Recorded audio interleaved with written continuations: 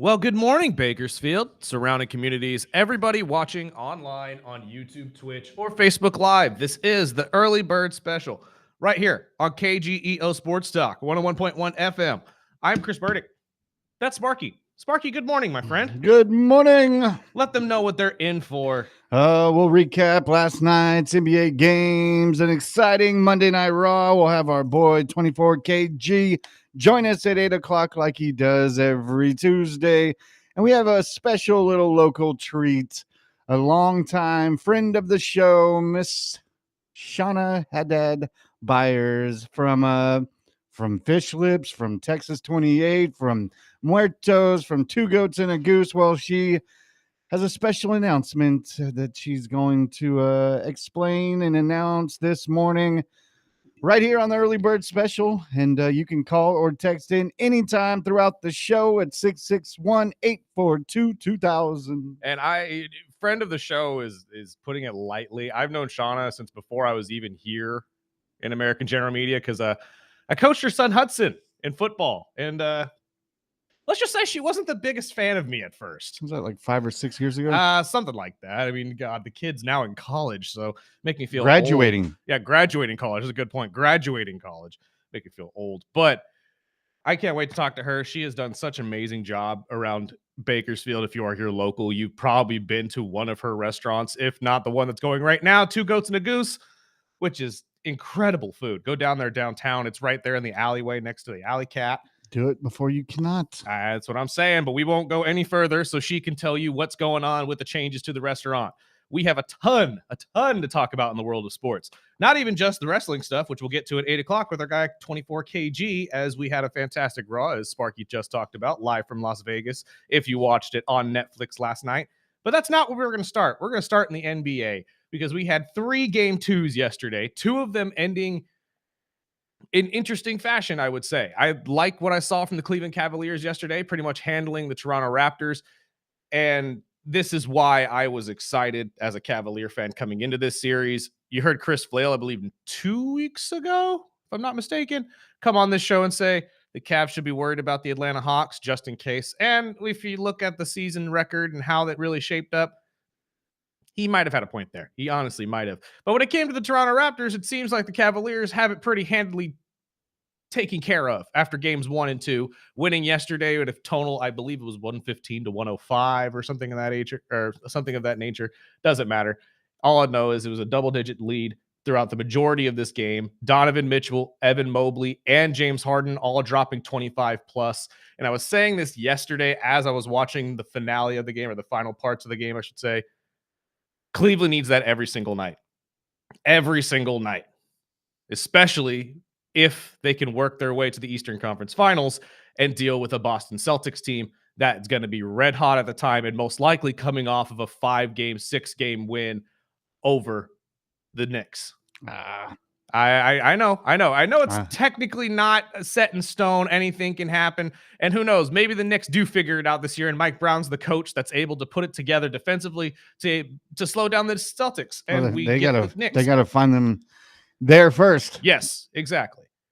But as it sits right now, Cleveland looks like a pretty good shoe-in. And I've talked to a couple people yesterday that were watching the game with me. They all kind of agree. Cleveland makes it out of this round. Doesn't matter if they face Orlando or Detroit. It looks like they have a good chance to potentially win that as well and move on to the finals. Now, can they make it to the actual NBA finals? Jerry's still out. Because again, although James Harden dropped 25 last night, it looks pretty good facilitating the offense. There are still moments in his playoff career where this man disappears completely. He's about as translucent as Casper. And that is what I'm waiting for. I'm waiting for the inevitable falling out that is James Harden in the playoffs. So hopefully it's not going to be a rough fall, but that is where Cleveland is at the moment, pulling off a game 2, now going up 2-0 over Toronto as they head to Canada to play the Raptors. I believe game 3 will be on Thursday, if I'm not mistaken, but I'll double check that. The other game that ended in a surprising fashion to me was the Minnesota-Denver game. We were just talking to you guys yesterday about how good Denver is and how not a lot of people are talking about them. You just heard Snacks yesterday, too. We don't fully understand how these two end up playing each other every single year in the playoffs and why the Minnesota Timberwolves have such a hard time taking down the Denver Nuggets. But last night, the Minnesota Timberwolves came back and showed everybody exactly why they made it to the Western Conference Finals last year, beating the Denver Nuggets on their way there. And now we got players taking shots at the Nuggets saying that none of them played defense well. And that was from McDaniel, who, again, if you watch basketball, you know that McDaniels is one of the best defensive players in the league. So he kind of knows what he's talking about. But how do you feel, Spark, about him taking a shot across the bow at the entire Nuggets team's defense when you barely just won game one of this series for yourselves? It's now going 1-1 as we go back to Minnesota. You got to call him out. You think so? I think so. I mean, if you want that fire under him, well, but see, that's how the you thing. get it. This is the thing. I don't know if you do, because you got to remember McDaniels is on the other side of this. He's on the Minnesota Timberwolves. Yeah, that's what I'm saying. Call him out. We know this series. It's going to be, nobody was going to sweep this in this series. I knew it was going to be a tight series. They know each other very, very well. And I like it. It's playoff basketball. I agree. There's not some pots to stir up. I mean, I like it. I think Denver pulls it out, but it's not going to be just a pushover series like the Cleveland-Toronto one. See, and that's why I'm saying this, that I don't know if him calling out the defense of the opposing team is a good thing. You're poking the bear here. Anthony Edwards did the same crap last year. True. I just like it. I like the trash talk, and he's going to wake up a monster that he's not going to be able to stop. And, I mean, maybe bad for his team, but I like it. Personally, as a sports fan, I like it when they stir it up. I'm all for the trash talk back and forth. I'm just saying, let's be smart about it and let's not poke the bear too early. Now, if you're up 2-1, 3-1, absolutely take your shot. Say, these guys can't play defense. They can't stop us. You have no worries in the world to go down in this series. But now we're headed back to Minnesota. You just poked the bear, really punched him in the mouth after beating him the way you did yesterday. If you weren't watching the game, there was a flurry of about 15 points in the last minute and a half just because these two teams could not stop each other on defense. I mean, whether it was DiVincenzo stealing the ball away and laying it up, or maybe getting an open three, Jokic finding somebody, it was masterful offensive basketball in the last 2 minutes of this game. It just led to a win for Minnesota this time. But that's my point, is if you're that close in game two, and you're going to sit there and say, none of them play great defense. Not a single one. Now, I agree with you. I enjoy the smack talk, and it's playoff basketball. We need that. But is it smart? Because realistically, you barely won game two, big guy. And if you're going to be poking the bear, at least poke the bear when you blow them out, or if you're up 2 to 3 games. On your way out of the series. Exactly. Now, don't get me wrong. I'm not saying this is going to shoot them in the foot any. I still have a lot of respect for the Minnesota Timberwolves. And I know you say that the Denver Nuggets will probably win this series, but I'm going to go with what history has shown us, at least in the last year and a half. And I will say that Minnesota will somehow, some way find a way to turn it around behind Anthony Edwards and win this series. Especially now that apparently Rudy Gobert is upset he didn't win Defensive Player of the Year. As if this wasn't going to go to Wembenyama. I mean, again, I know the one thing you're good at, Rudy, is defense, but that doesn't mean you're going to win Defensive Player of the Year every single season, big guy. Let's let somebody else win it once. Wasn't even in the top 3. No. And calm down. And respectedly so. I mean, there was a lot of really good defense played by some players this year. But again, back to the point like he said, there's a lot of bad defense as well. Absolutely.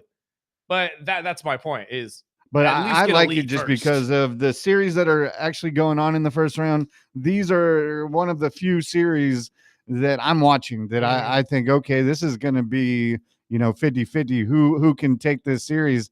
And that one is the one I'm watching. The other one is obviously where we get game 2 out of the Lakers and Houston. I'm looking forward to a couple of these series. I would expect teams like Cleveland, teams like Boston, to roll over in the first round. But I'm looking forward to these second rounds because after last night's game, which I'm sure you're going to get into, the Knicks aren't a lock. No, absolutely. By far. Not. And that's what I'm glad you brought that up. We were just talking about them. They need to get there first because the Knicks had a surprising loss last night, 107-106 to the Hawks when they were up by 12 going into the fourth quarter. And people are wondering why I don't have love for the Knicks, or I don't think the Knicks are that good. because stuff like this happens. I know the Hawks are that team. They're the scary young team that no one really knows how to play yet, led by CJ McCollum, who's the only real veteran on the team, if I'm being honest. But you're the Knicks. You have two bona fide superstars in Karl Anthony Towns and Jalen Brunson. You have a third star in Mikal Bridges. How are you having trouble with anybody? It's the Knicks, dude. I know. I was telling my wife the same thing. It's the Knicks way. I don't care who's coaching that damn team. They find a way to keep these games too close. When it matters, they could go up 20 with 5 minutes left, and it's still going to be a single-digit game at the end. And maybe that's the wrong way for me to look at it. Maybe I should be looking at it more along the lines of, but kudos to the Hawks for figuring it out. Maybe that's really the way I should be looking at it. But I'm looking at this series, and I said, there should be no way the Knicks lose more than one game in this series. So maybe this is just the one. Like I said, 107-106 really isn't that big of a hurt. I just don't understand how you guys haven't put it together yet. We had a playoff performance in Jalen Brunson last season that I don't think we will see any point guard really mimic, especially for the Knicks in the next decade and a half. And they still couldn't make it. And now you're walking up to this series, a series that you should win handedly. You had a 12-point lead in the fourth quarter, and you blow it. And not just blow it, but pretty embarrassingly blew it. Again, CJ McCollum dropped 32. That is what it is. The likelihood of him doing that every single night, very minuscule, but CJ can score. How the Knicks haven't, if game 3 isn't a handed win for the Knicks, and I mean by double digits, 13-20, if you do not dominate game 3 in Atlanta, there's a problem. Because even if you win this series, you will not beat the Boston Celtics playing this way. There's no way. I don't care who you have running the point. I don't care how many points he scores. He could drop 82 and they'll still probably lose. And that's saying something. I have no faith in the Knicks whatsoever. I agree, and I'll double on that because, I'm a Tibbs guy, but I saw the same thing out of the Knicks the last couple of years out of when Tibbs was there, and I'm starting to think it's not the coaching. Maybe it's the scheme. Maybe it wasn't. But I see that. I love Brunson. Mm-hmm. I love Cat. But I see a lot of where they take plays off. I can't. I don't know if it's the coaching now, because they've had multiple coaches then. But I see it. Well, they play hard when they need to. Mm-hmm. And it seems like they take a lot of time off just jogging around. They don't play tough defense. And that's what worries me because, we all want to see a Celtics-Knicks series in the second round. But the way they play, they show up when they want to. And that's not a championship caliber team like that, dude. I'm not a Bulls or I'm not a Knicks fan at all. I'm a Bulls fan through and throughout. But when I see basketball, I've been watching basketball for 40 years, and I just don't see it. Right. And I have a couple lanes of reasoning for that in terms of why I would believe that they do that. I mean, you could sit there and say maybe the Thibodeau situation made them learn that they're going to have to be on the court for 30, 40 minutes in a game. So they realize some plays I'm not going to be able to go 100%. I mean, maybe you're right. Maybe the Mike Brown scheme is exactly that. We're going to focus more on one guy and at least put your hands up. Off. I mean, the coach side of me, I was like, dude, he's not even putting your hands up. I know. But again, it's just a mentality thing too. That's the third avenue I was going to open up here, is that it's just the NBA way these days. There's not a lot of players in general in the league that play every single play. Most of them take plays off. But in the fourth quarter, I know. And that's what I'm saying. It's like, there are times where you should do that, and there are times where you shouldn't. And I start thinking like the ways you guys were telling me when Brown was hired. Maybe we find that guard on the bench that never plays.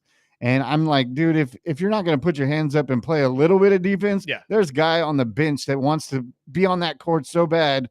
Maybe we see some other things, but that just aggravates me. Maybe it's the coach side of me. I was like, you're a professional athlete. Right. You're up by 12 points in the fourth quarter. Right. Finish it off. No, I agree with you 100%, especially in the fourth quarter. You need to step up. You're not down by much, and you could easily come back, or vice versa. You have the lead, and you could easily lock it up if you just played good defense. that's a problem across the NBA as a whole. But I wanted to ask you before we move on is, do you think, say Atlanta, we talked about Snacks yesterday about it, but what if Atlanta, the young team, squeezes by and they take the 2 games at home, they come back and they pull one out in New York and finish off the New York Knicks? Mm-hmm. Are they going to get blown the hell out in Boston? The Hawks? Yeah, absolutely. It would just be again, it doesn't matter who comes out of this series. I think they're going to lose to Boston. Yeah, and I say the same thing about Cleveland, because I think the Cleveland Cavaliers have the easiest road, which easily. they put themselves in. Easily. But, man, I don't want to see Boston. I understand, and I think Cleveland has a solid chance to pull it off if you can get what you got last night, 30, 25, and 25 from the 3 studs. Absolutely, you could win a series that way. But what's the likelihood of you actually averaging 30, 25, and 25 throughout the entire playoff rush? I mean, I just don't see it happening. If you could do it, I know. That's if you could do it, absolutely. Right 110%. That's exactly what I said last night. You have the pieces. Wow. I said, wow, look at that. We look like a championship team finally. We look like somebody who deserves to be here. That's why I love basketball, man. And yet, I'm still waiting for the moment that James just goes, hey, look over there. Poof. And he's gone like Danhausen. And he's running up the band. Like, I'm waiting for this moment. I don't think you guys understand. And when it happens, I will unload on this show. Only because of my fandom, and I apologize. I know most of you don't want to hear me complain, but I mean, this is a James Harden thing. This is what James Harden does. So we're all just kind of sitting here with bated breath, waiting for the beard to just fall apart.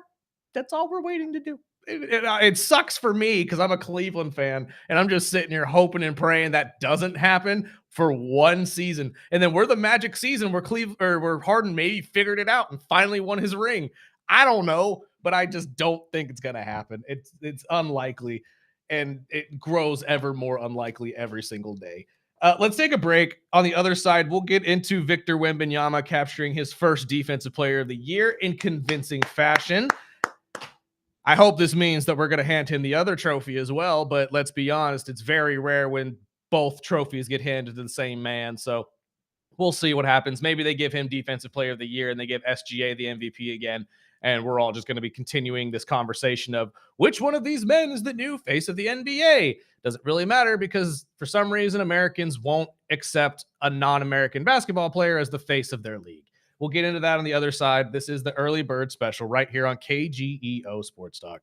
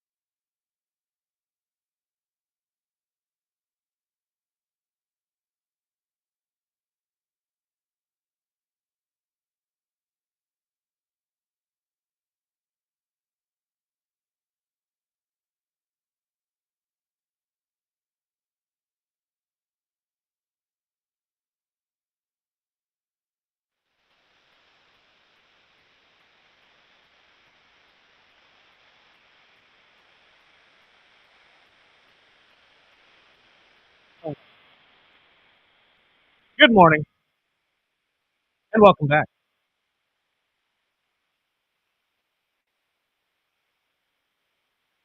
I'm so pumped, man. Oh, what? They the System of Down festival is taking place this weekend in Vegas, and I'm begging my wife because I don't have money. I work in radio, Of so course.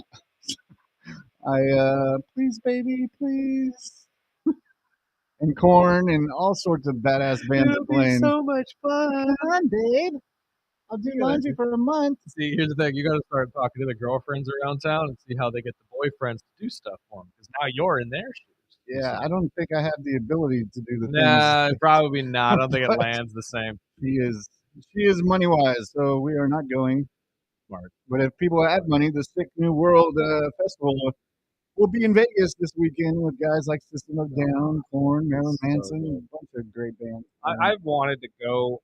I one of these years when I actually start making some, like you, working radio. I do plan to actually hit all of these festivals that everybody is going to that I have yet to actually go. Sick New World. What's the one that's also in Vegas with all the other emo bands that everyone loves to go to? Oh Lord, it just started a couple years ago. I could see the poster, but I can't remember when we were young. The When We Were Yes. Young concert. That I want to go to that. There's a whole ton of them that my friends all go to and tell me about ad nauseum. I've gone to You should have Aftershock been there. for years, and it's turning into that emo crap. So I'm not. That's I've me, baby. That's popped our out of that. When generation. you guys could have that one. Yep, absolutely. And I will take every single one of them because Wemby. emo doesn't die. Yeah, I've caught myself watching Coachella. Look at me. Absolutely. But I'm just telling you. Yes, Victor Wembanyama captures his first ever Defensive Player of the Year award Well yesterday. deserved. Well deserved as he joins Frenchman Rudy Gobert as the only Frenchman to win the award. And again, Rudy not very happy he got quote unquote snubbed out of this award. And that's what he took into last night's game against Jokic and said that I played stronger defense last night than I have ever. And I'm putting words in his mouth. I'm sorry. I just, I like messing with Rudy Gobert as Shaq does as well.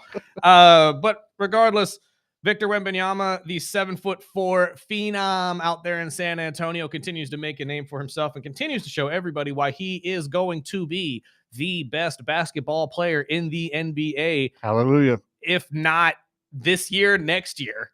This boy is going to be the talk and the face of the league for the future. And he should win the MVP. Oh, he should. But again, the likelihood of them giving him the Defensive Player of the Year and the MVP award is very, very unlikely. But it's on the table.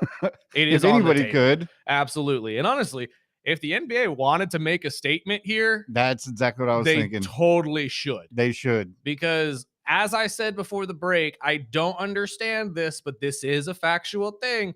American fans of basketball, for some reason, can't get behind a European face to the NBA. That's why they never fully gave it to Giannis Antetokounmpo when he was at his height. And honestly, why you haven't seen them try to give it to any other European basketball player, your Dirk Nowitzki's. I mean, who else could be on this list, my friend? But I mean, there's Jokic really should have been probably the face of the league a couple years ago. There have been plenty of basketball players not from America that should be considered at least one of the faces, if not the face of the league. I still say SGA is probably the closest thing you're going to get to an American basketball player that's going to be able to hold on to that title suitably. Anthony Edwards could, if he ever wanted it, but I think a lot of the off the court stuff, all the baby mamas, all the tweeting at women and stuff like that, not a very good look for the NBA, and I don't think they want that. So I'm going to give you a question. Okay, what's up? Only 3 players in NBA history have ever won the Defensive Player and the MVP in the same year. Michael. Michael's won. Oh, dang it. I thought there was a trick question in there. I know Michael has done it. I would say, oh, God. Who is defensively savvy enough Somebody to have did won it both? Recently, like 5 or 6 years ago. 5 or 6 years ago? Kawhi? No, Kawhi's never won the MVP. Giannis did win it? Giannis is the last one that did it in 2019-20 season. So Giannis, Mike. Jordan did it in 97, and then there was one that did it a little earlier before Jordan. But in the 90s. Yeah. Okay, I was like, how far back are we talking here? Magic. No. Who's a third then?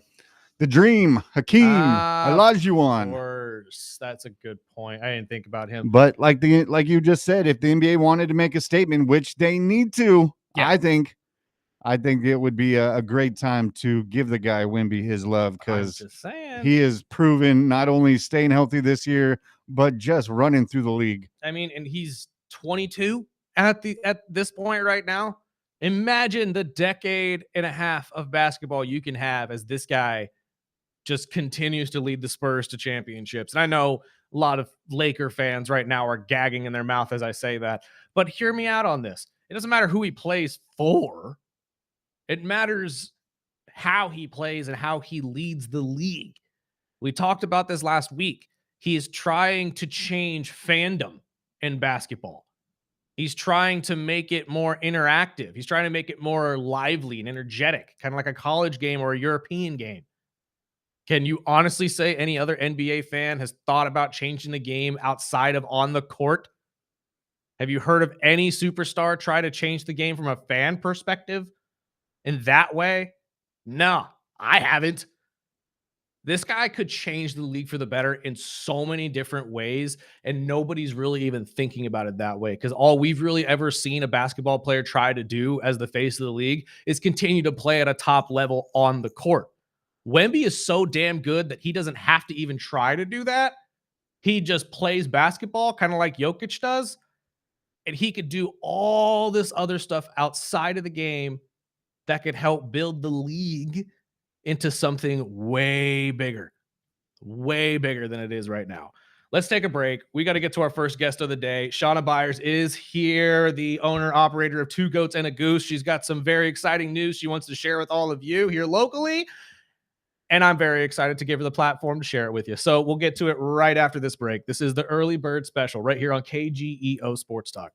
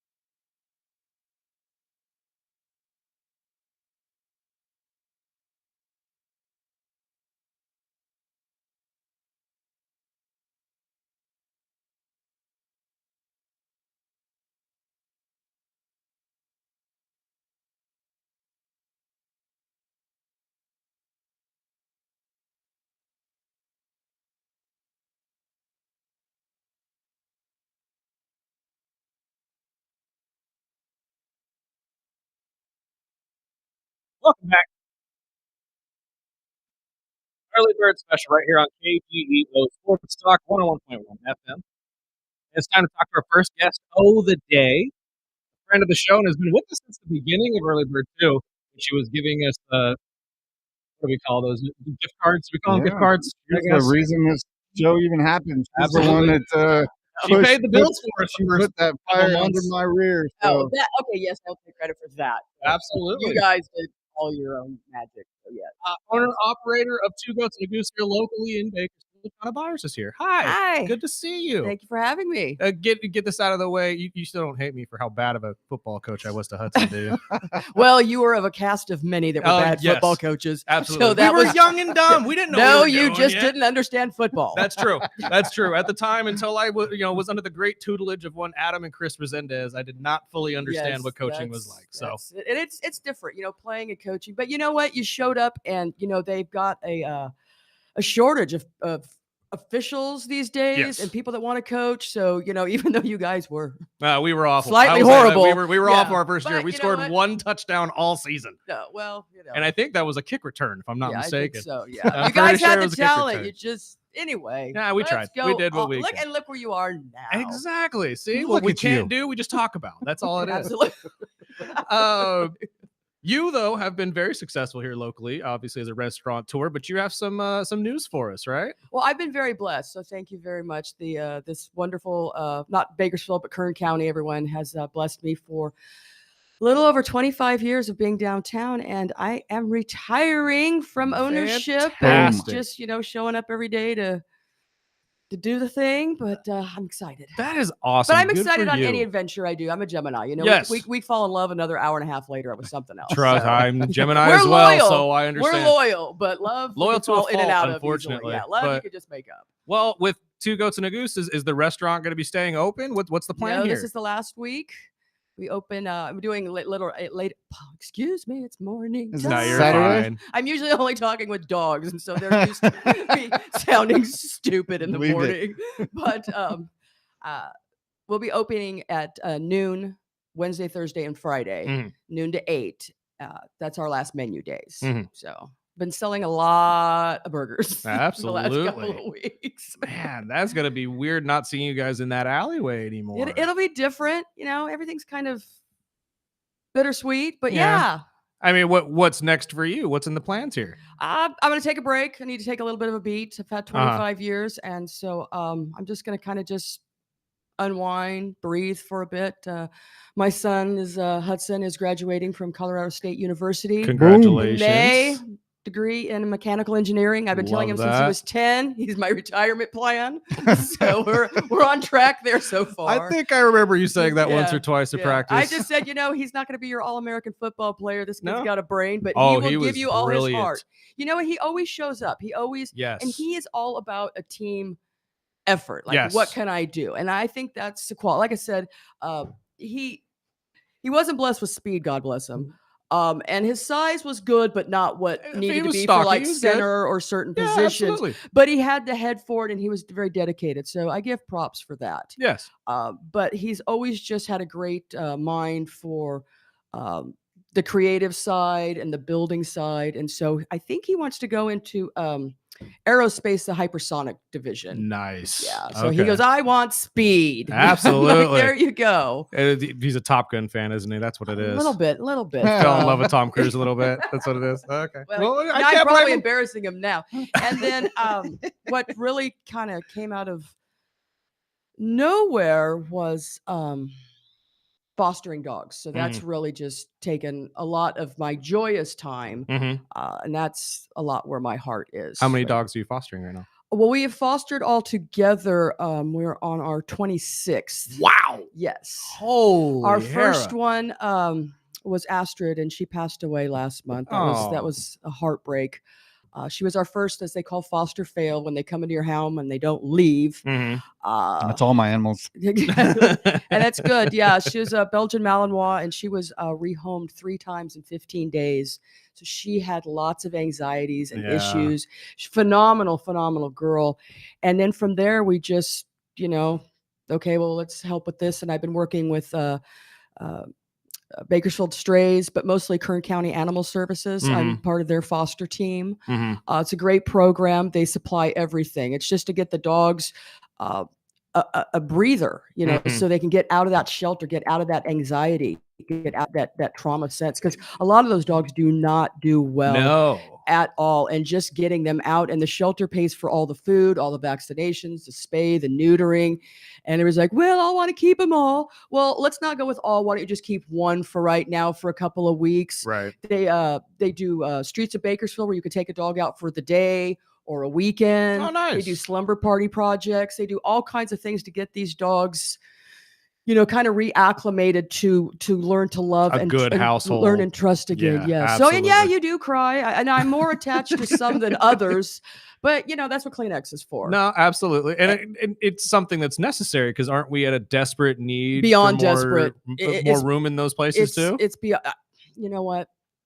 You could adopt out every dog today, and within a week it would be full over again. capacity, because you just have people in this area that just either are oblivious. Plus, I understand spay and neutering is expensive, but they have the SNP programs and they have a lot of assistance and stuff. You just kind of have to pay attention. You're on your phone all day long, so you can look up things. Just like people should look up the breeds. I tell people, if you don't understand what a dog needs, don't get one that hunts, don't get one that herds, and don't get one that needs a job.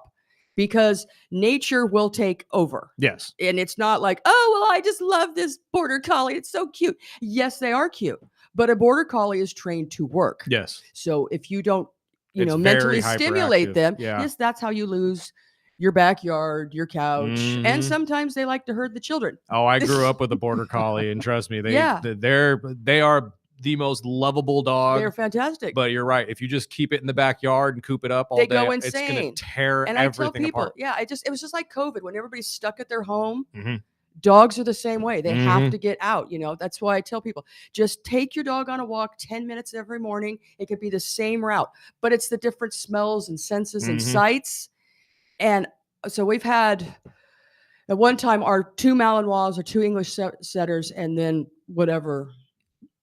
I take them all out in the morning, walk them, feed them, and then they're all napping for 4 hours. And then we do more play stimulation later. But you have to just kind of calm their brain down a little bit. Huh? That's like my wife. I take her on a walk. She's listening, and you were trying to get concert tickets for a little that's bit why. Calm down. That's why, because I didn't get my concert tickets. That's She's awesome. napping for 4 hours. So there you go. At one time, how many of you had in the house? At one time it was 8, because we had 3 Malinois puppies. Yes, and every video you see about a Belgian Malinois puppy is true. Really? So, oh my God, they're not called Maligators by accident. They're wonderful, but they are awesome. One of the puppies that have the sharpest teeth and nails, and they're great. They're smart, but they're little heathens. They are little heathens. But then God blessed me with my next set of puppies, the most beautiful, magical 2 little German Shepherds. And they were just so sweet and mellow. They were unicorns. But one went to a vet tech here, Wyatt. Oh, he was my heart. My heart loved Wyatt. And then his brother, Bo, fantastic. He got adopted to a retired doctor up north. And in fact, last summer, he was at their cabin in the Sierras in the lake fly fishing, or in the river. That's awesome. I was like, you went from being abandoned on the street at 7 weeks old to being in a shelter, being sick, and almost being euthanized because you were sick, and there's no room, to just living this magical life. That's awesome. That's why I foster. Because as soon as I see the pictures, the ears up, the tails up. So we're going to talk to you in a couple months, and you're going to have 40 dogs. Yeah, that's what it is. She's going to live on a ranch and have all the dogs just roaming. That could kind of be cool. That could kind of be cool. That's what I'm saying. I can see it in her eyes already. We were just talking about it, but what is next in terms of where you guys are going to live? You're staying here, going to Colorado. I'm staying here, not moving to Colorado, but definitely visiting Colorado, where Hudson is. Yeah, it is beautiful over there. And is Hudson planning on staying out there as well, or? I'm not sure. It depends on what the job market is. He might hang out for a year or two, because he had a wonderful internship last summer in Boulder. So that might be an opportunity. I don't know. I know he doesn't want to settle in Colorado, but he's not opposed to kind of hanging out there for a year or two. That makes a lot of sense. Yeah, just spread your wings and figure out where he wants to go next when the jobs start flowing, obviously. Hopefully, yes. But I think he should be okay. He's he did a great internship a couple years ago with AC Electric. Fantastic company. They were wonderful to him. So yes, he's been blessed. That's awesome. I'm loving to hear that he's doing well as well. And he's still Hudson. Yeah. Still same personality, the same sense It's hard humor. to believe anything else, man. That kid was so, like I said, he was brilliant on the football field. He was one of our best guards, if not the best guard we had.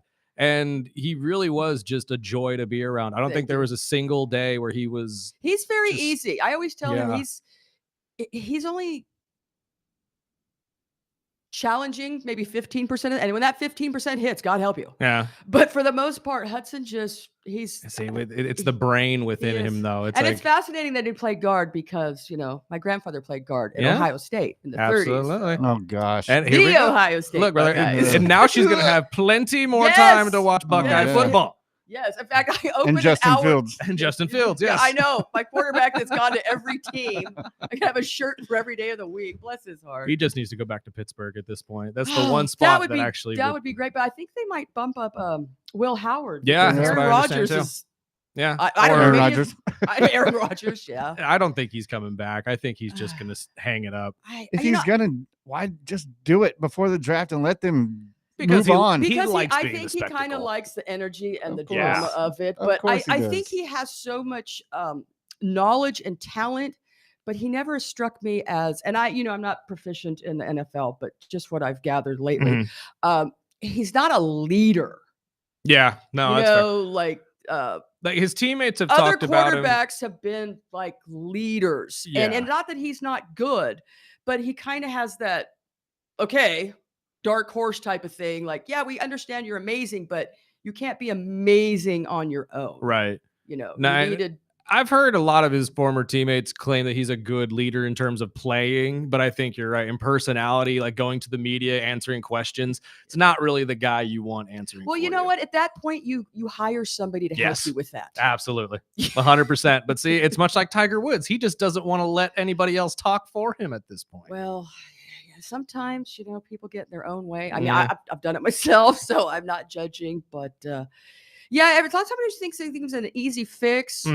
But I do really enjoy. In fact, the draft is Thursday. I'm excited about that. I was just about to ask you about that. A lot of your Buckeyes will be in the first round again. I'm thinking there might be 3 going in the first 5, maybe. But we've got a lot. I didn't realize that we have 51 new players on our team this year, and we lost 7. It's like the Dolphins. How do you feel about that, being a fan of Ohio State? Because that's one of the teams that has the biggest turnaround just because of how successful all the players have been. And now with NIL, I mean, it's like you guys are going to have a new team every single year. Fortunately for us, most of our stronger players come in and rather stay there than leave. Now we lost what was his name? You're talking about I would say Arville? No. It was a quarterback. God bless it. Anyway, he was one of the first commitments, and he was 5-star a couple of years ago. But I think he saw the path that he wasn't. Yeah, he wasn't going to go on. I know. I think kind of like Joe Burrows, then graduated from Ohio State, but then he played football at LSU. Yeah. So I think that is a factor. The Travion St. Clair, who did very well on the spring game Saturday. I have come to the conclusion that football fans are never happy on any level. And they're just like, well, the spring game and this. I'm like, well, that's what they're there for, to see what they have, what they need to work on, who needs, great. That's what it's there for. Yeah. But some people just, God love that internet. And I just skip. I just like the pictures, like 137 days left. If anybody's drawing, my lane. If anybody's drawing conclusions based on what you saw at the spring game, I don't know if you've got the right mindset here. Yeah, but I just thought, because I'm also a fan, obviously, of Colorado State University, who has a new coach, and I think he'll be a pretty good fit for them, because I think they've finally got. I said, I'm more of a enthusiast than an aficionado. Yeah, fair.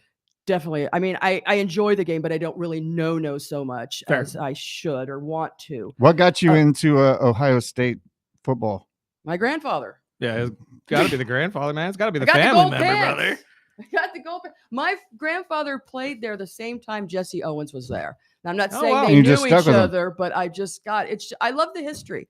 That's the kind of cool thing about like bourbons too. Mm-hmm. All the history of this country is fantastic. True. I have an uncle that played for Notre Dame, but I would never catch myself rooting on Notre I don't blame you. My uncle went to Boise, but I have a lot of respect for Notre Dame, and I will tell you why. Because you need a strong GPA to even get in there. Yes, 100%. It's cold and crappy. Yeah, the conditions aren't like, oh hi, let's come down to Florida where it's beautiful and the weather's fantastic. No, you have to start and you have to play in god awful weather, and you gut it out. So I really give, and I love the old traditions of these colleges. At some point, I want to go to different rivalry games. I want to go to like the West Virginia, the Virginia game, the Army, Navy, all those. Yeah, well, that's Army Navy's tricky because it's in the winter. True. And I am a super, super football fan through October.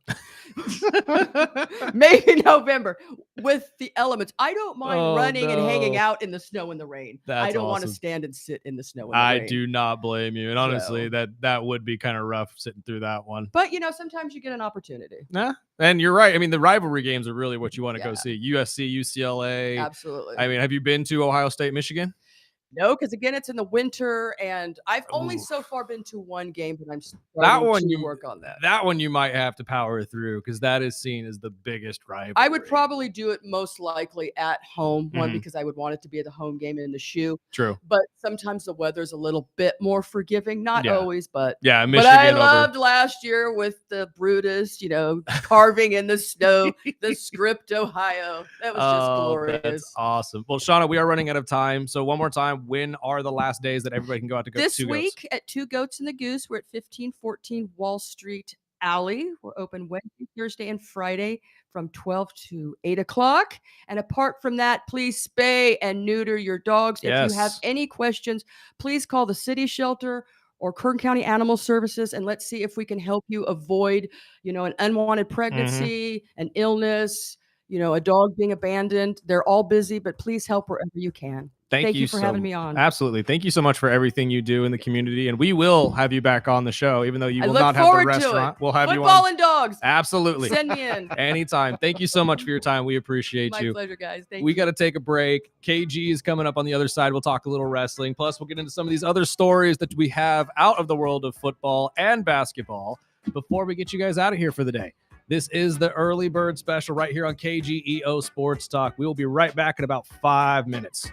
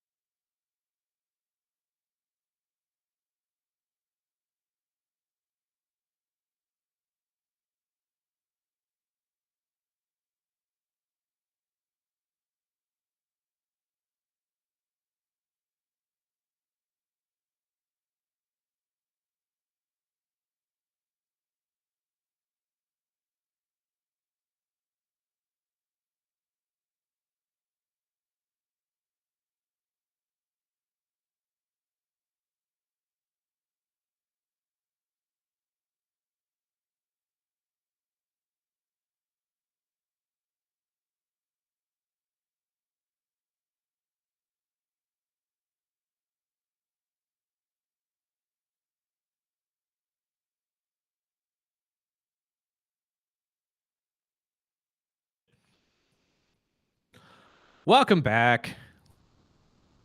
Early bird special right here on KGEO Sports Talk 101.1 FM.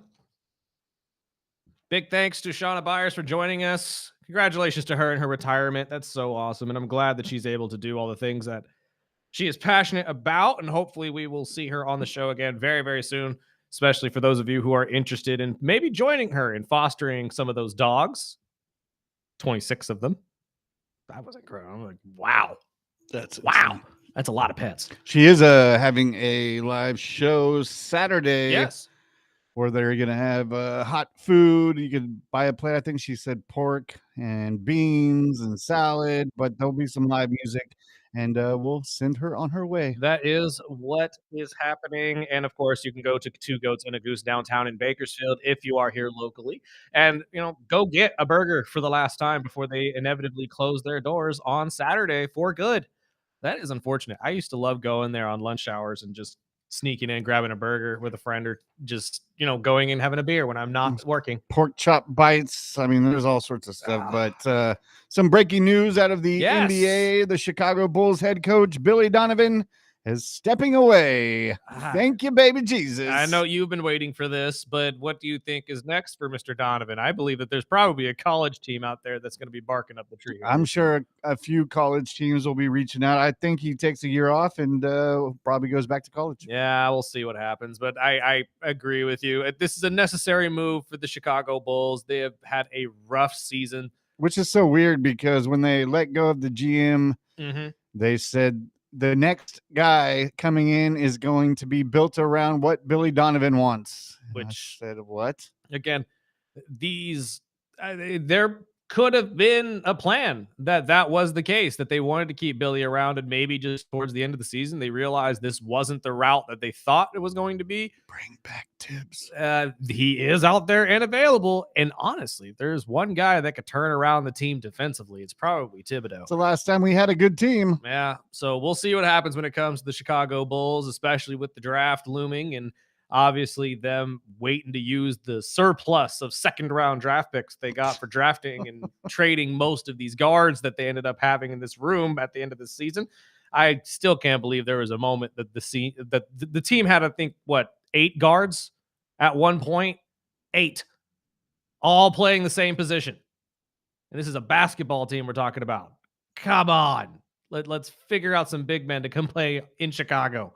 We'll see what happens when it comes to the Bulls, but I am excited to see how this changes the structure of the team and really just their fortune and futures, because they have been having a very rough couple of years. We were just talking about it, I think, about a week or two ago when we were bringing in the play-in situation. Traditionally, you would see the Hawks, the Bulls, and the Heat in the play-in, and it seems like every single year the Bulls get knocked out by the Heat, and they didn't do anything really to make the team better. That's why, honestly, I thought that they would be one of those teams that is going to be going heavy into a Giannis Antetokounmpo, because they need a superstar. They need somebody to come in and fix that type of mentality with this team. So we'll see what happens when it comes to the Chicago Bulls. We are waiting and efforting our friend KG here, who's going to be joining us shortly to talk all things wrestling, as we watched Raw live from Las Vegas last night.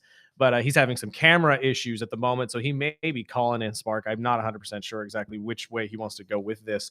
But what were your thoughts on Raw before we get him in here? I mean, I'm excited to see a rivalry that I think we've all been wanting for quite some time, which is Roman Reigns and Jacob Fatu, the Samoan werewolf. Now, again, both of these men being a part of the same family, there's a little bit of a family animosity there, I would say, because Jacob's lifestyle was very rough for a while. It was somebody who went to prison, did not have the best reputation, I guess is the best way to put it. And it has since changed, obviously, since he's become a wrestler. He's completely turned his life around 180, and they're really trying to make that part of the storyline here and show everybody that Jacob is a newly reformed man and is looking to do exactly what he said last night, make some money for not only himself, but for his family and his kids. So KG has fixed his camera, so let's get him in here. I'm sorry, I think I got to throw him in here real quick.